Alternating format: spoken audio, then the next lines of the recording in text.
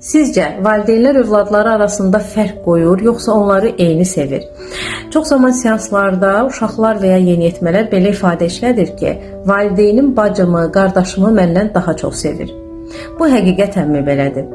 Əslində, hər bir uşağın xarakteri, istəkləri, davranışları fərqli olduğu kimi, valideynləri də onlara fərqli davranır.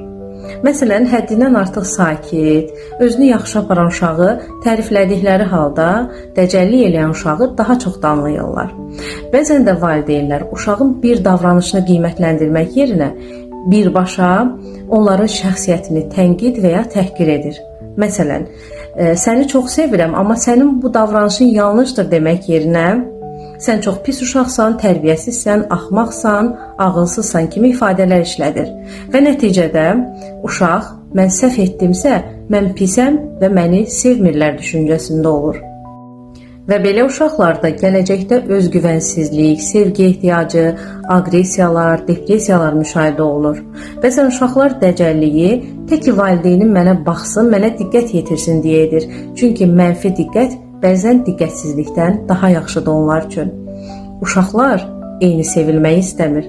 Uşaqlar öz xarakterlərinə uyğun sevilməyi istəyir və valideynləri tərəfindən anlaşılmağı istəyir.